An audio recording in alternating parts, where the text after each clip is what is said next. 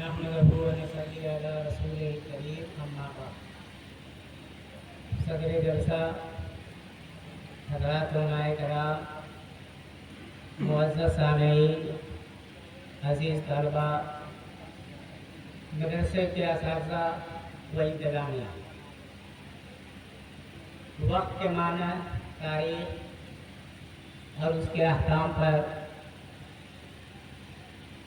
मौलाना मुफ्ती नासिर साहब ने मुख्तसर तौर से रोशनी डाल दी है, उस पर गुफ्तगू की ज़रूरत नहीं।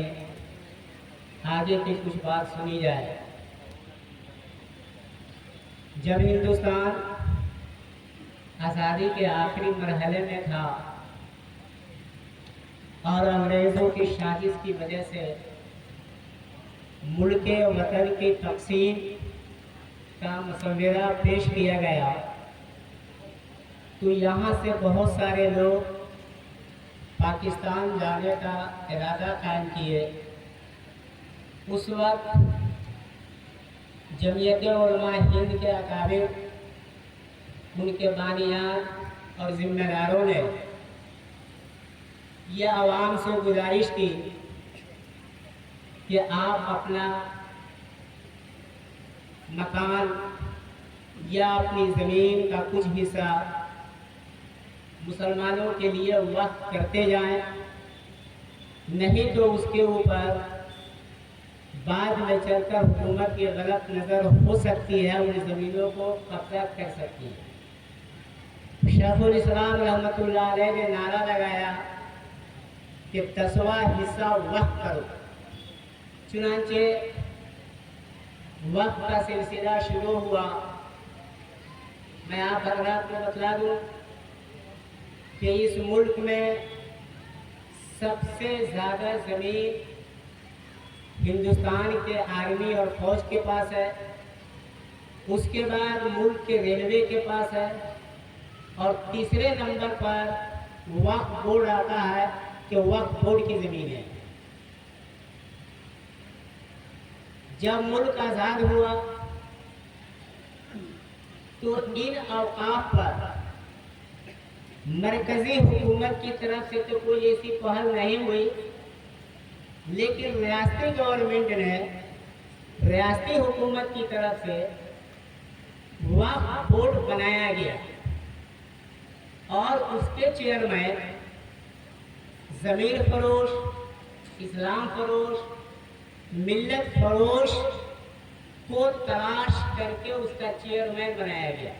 इल्ला माशाअल्लाह कुछ मुखलिस भी थे, हम उनका इनकार नहीं करते हैं, लेकिन अक्सर और बेशतर वह थे जो मिल्लत फरोश थे, ज़मीर फरोश थे, नाम के मुसलमान थे, लेकिन हुकूमत के आले कार थे और उनके इशारे पर काम करते थे।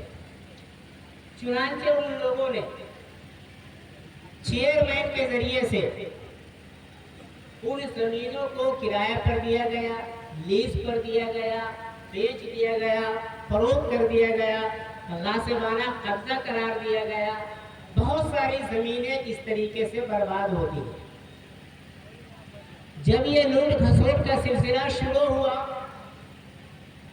तो हमारी मरकज़ी सरकार ने सोचा कि जब इस दस्तरखान के ऊपर कोई भी आता है, दो चार मुंह मार देता है, तो हम क्यों खामोश रहे, हम भी इस पर कब्जा करें। चुनांचे उसने वक्फ बिल 8 अगस्त को वक्फ बिल लाया गया, जिस पर शदीद मुखालफत की वजह से नजरसानी के लिए मुलतवी किया गया है, उसको कलादम करार नहीं दिया गया।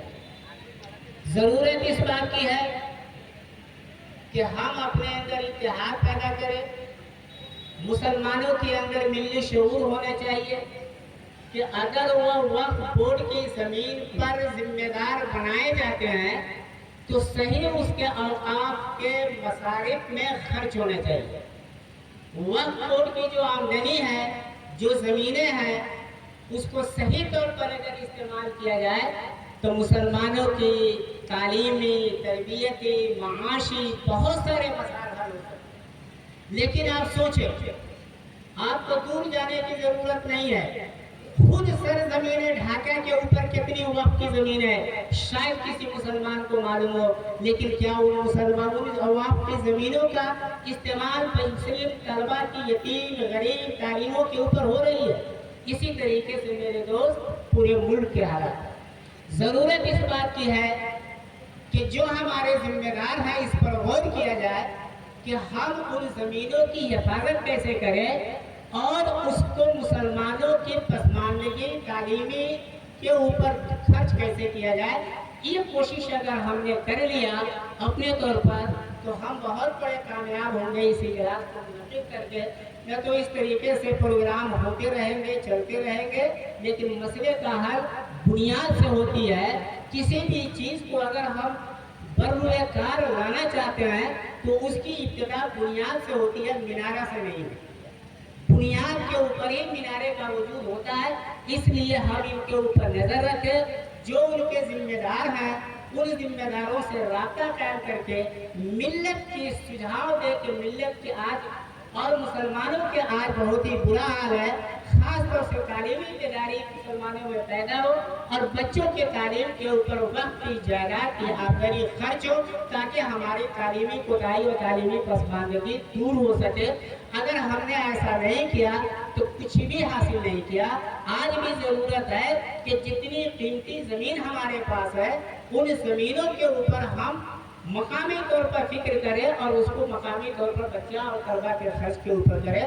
ہم لوگ دعا کریں اور کوشش کریں کہ وقت بورڈ کے جو بھی ذمہ دار بنے اللہ تعالیٰ ملت کا انہیں غمخوار اور غمگسار بنائے تاکہ ملت کی ہمدردی میں صحیح طور پر اس کے پیسے کو خرچ کرے۔ حکومت کے اشارے پر بڑے لوگوں کے ساتھ ان کے جی حضور کرنے کی فکر نہ کرے، چاہے ان کی چیئرمینی رہے یا چلی جائے، لیکن ملت کے ساتھ غداری نہ کرے، نہیں تو وہی حال ہوگا کسی شاعر نے کہا ہے کہ یہ چیئرمین بننے کے لیے، ذمہ دار بننے کے لیے کیا کریں گے؟